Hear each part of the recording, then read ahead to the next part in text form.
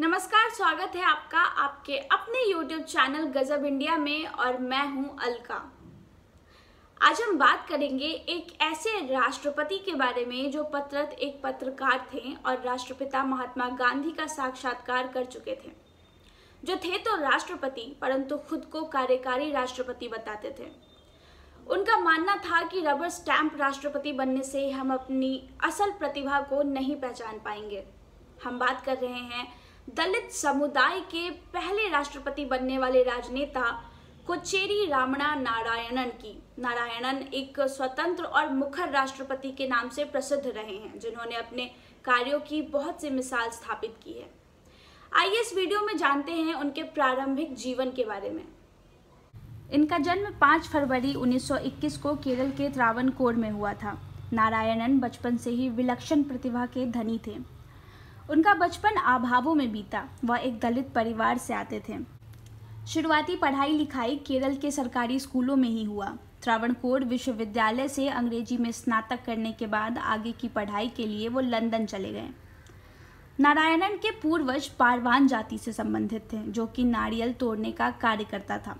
इनका परिवार काफ़ी गरीब था, लेकिन नारायणन के पिता ने भारतीय पद्धति की चिकित्सा व आयुर्वेद का गहराई से अध्ययन किया था। उन्हें इसकी अच्छी समझ थी, जिसकी वजह से सभी उनका बहुत सम्मान करते थे।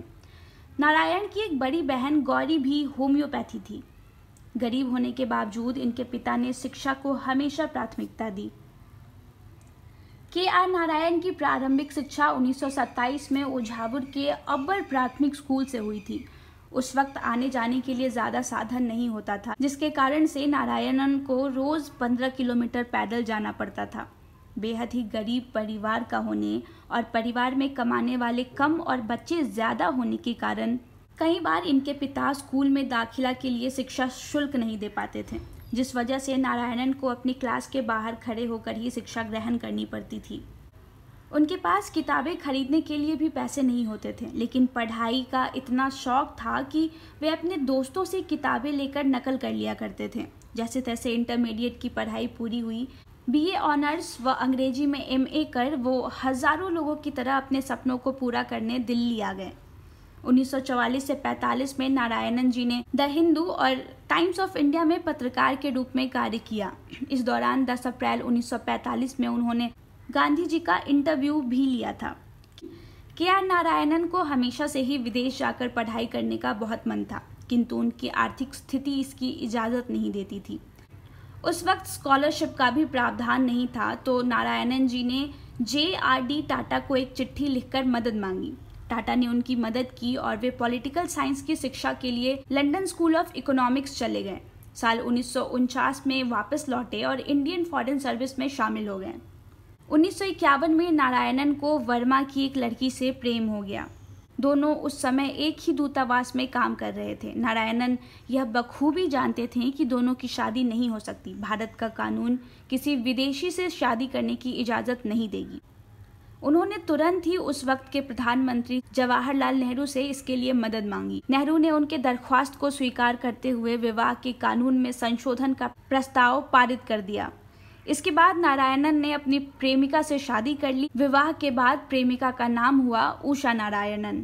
साल 1976 में इंदिरा के सामने एक अजीब सी परेशानी आ खड़ी हुई। इंदिरा को चीन के लिए भारतीय राजदूत नियुक्त करना था, लेकिन भाषा की बाध्यता को देखते हुए उन्हें कुछ समझ नहीं आ रहा था। ऐसे में के.आर. नारायणन का नाम सुझाया गया।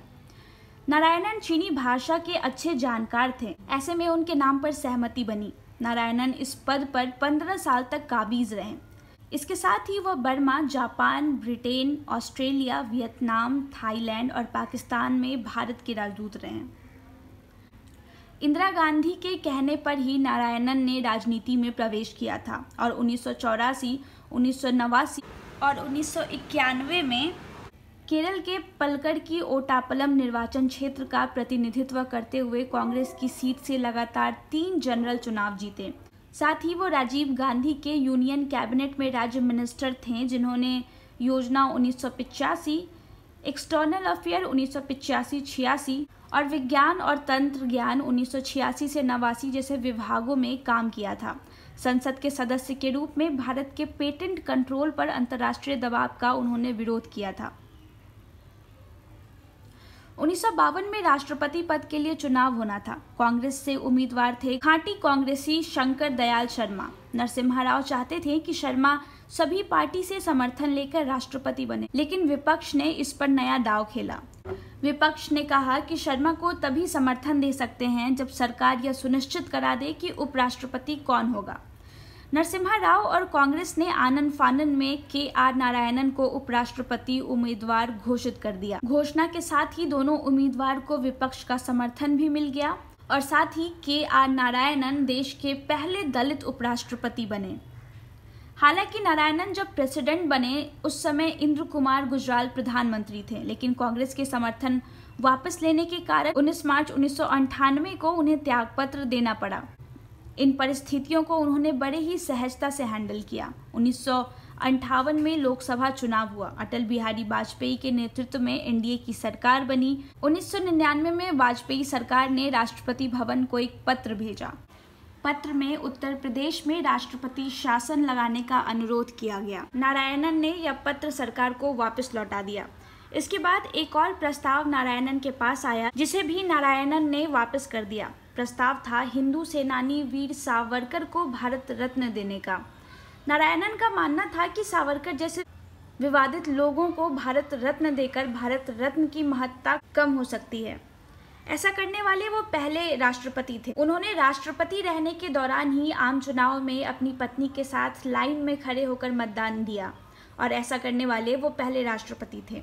नौकरशाही से मंत्री और फिर उपराष्ट्रपति से राष्ट्रपति पद पर रहने के दौरान उन्होंने मानवीय मूल्यों को हमेशा बनाए रखा। नारायणन हमेशा आदिवासी, अल्पसंख्यकों और समाज के कमजोर लोगों की आवाज उठाने को तत्पर रहते थे। 25 जुलाई 2002 को राष्ट्रपति के पद से रिटायर होने के बाद वे अपनी पत्नी उषा नारायणन के साथ दिल्ली के पृथ्वीराज रोड पर रहने लगे थे। के.आर. नारायण का स्वभाव काफी अलग था। उनके राष्ट्रपति रहते देश ने ये देखा कि राष्ट्रपति हर बार रबर स्टैंप की तरह काम नहीं करता।